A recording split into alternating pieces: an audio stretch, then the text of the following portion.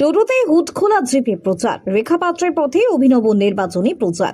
ভোটের উত্তাপ বাড়তেই হুড খোলা প্রচার, গাড়ির চাহিদা তুঙ্গে। আর সেই সুযোগে অভাবকেই হাতিয়ার করে অভিনব প্রচারে নামলেন বসিরহাট উত্তর বিধানসভার বিজেপি প্রার্থী কৌশিক সিদ্ধার্থ। এর আগে বিজেপি প্রার্থী রেখাপাত্রের এমন অভিনব প্রচারের ছবি সামনে এসেছিল। এবার সেই পথে হাঁটলেন কৌশিক। প্রচলিত গাড়ির পরিবর্তে তিনি বেছে নিয়েছেন দূষণমুক্ত টোটো।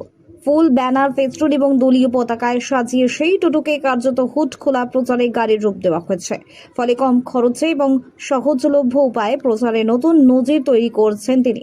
আজকে প্রচারটা অনেকটা দূর প্রচারটা ছিল, হাঁটা পথে কমপ্লিট করা যেত না। সেই হিসাবে আমাদের কর্মীরা, আমাদের সহযোগীরা, সহযোদ্ধারা এরকমই ব্যবস্থা করেছে যেন হাঁটা পথে এটা কমপ্লিট করা যেত না। যেহেতু আমার হাতে অনেক সময় কম, আমি দেরিতে আমার নামটা এসছে, সেই হিসেবে যতটা তাড়াতাড়ি যতটা সম্ভব আমরা বুথে যেতে পারি, সেই হিসাবে টোটো নিয়ে প্রচারটা আমাদের করা হয়। টোটোটা হুট খোলা গাড়িতে পরিণত করে করা। হ্যাঁ, সে তো অবশ্যই এটা পলিউশন মুক্তর জন্য আমরা টোটোটা নিয়েছি। এদিন ভেবিয়া গ্রাম পঞ্চায়েতের কোনানগর, ভেবিয়া বাজার, কাউগাছি সহ একাধিক গ্রাম ঘুরে প্রচার চালান কৌশিক সিদ্ধার্থ। সাধারণ মানুষের সঙ্গে সরাসরি যোগাযোগ স্থাপন, স্থানীয় সমস্যার খোঁজ খবর নেওয়া এবং কেন্দ্রের বিভিন্ন উন্নয়নমূলক প্রকল্পের কথা তুলে ধরাই ছিল তার প্রচারের মূল লক্ষ্য।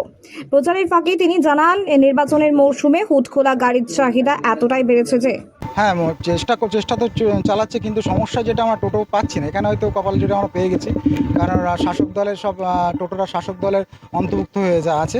আমাদের টোটো দিলেই মোটামুটি তাদের 3 মাস বহিষ্কার করা হচ্ছে। সেই হিসাবে আমরা টোটো চাচ্ছি, কিন্তু পাচ্ছি না। যে দাদা আমাদের ক্ষমা করবেন, আমরা দিতে পারছি না, কারণ যেটা আমাদের ইউনিয়নগত সমস্যা আছে, শাসক দল আমাদের সাসপেন্ড করবে। টোটোতে করলে তো হচ্ছে পলিউশন হয় না এবং পরিবেশের দিকে অনেকটা পলিউশন হয় না, এবং যেটা হয়েছে অনেকটা ভেতরে ঢোকা যায়, অনেকটা ভেতরে যাওয়া যায়, মানুষের কাছে পৌঁছানো যায়, এবং মানুষের কাছে সুখ দুঃখের কথা আমরা জানতে পারি। তা সহজেই পাওয়া যাচ্ছে না, এই কারণেই বাধ্য হয়ে টোটোকে ব্যবহার করতে হচ্ছে। তবে এখানেও সমস্যার মুখে পড়তে হচ্ছে বলে দাবি তার। অভিযোগ, শাসক দলের ভয়ে অনেক টোটো চালকই গাড়ি দিতে চাইছেন না। গ্রামবাসীদের সঙ্গে কথা বলে এলাকার রাস্তাঘাট এবং পরিকাঠামোর বেহাল অবস্থার কথা তুলে ধরেন তিনি। তার দাবি, বহু এলাকায় এখন উন্নয়নের ছোঁয়া পৌঁছায়নি, যা দ্রুত সংস্কারের দাবি রাখে। পাশাপাশি তিনি জানান, তারা শুধু ভোট চাইতে আসেননি, বরং কেন্দ্রের উন্নয়নের ধারাকে মানুষের সামনে তুলে ধরতে এই প্রচার চালাচ্ছেন। বসিরহাট থেকে জুলফিকার মোল্লার রিপোর্ট, লোকাল 18 বাংলা।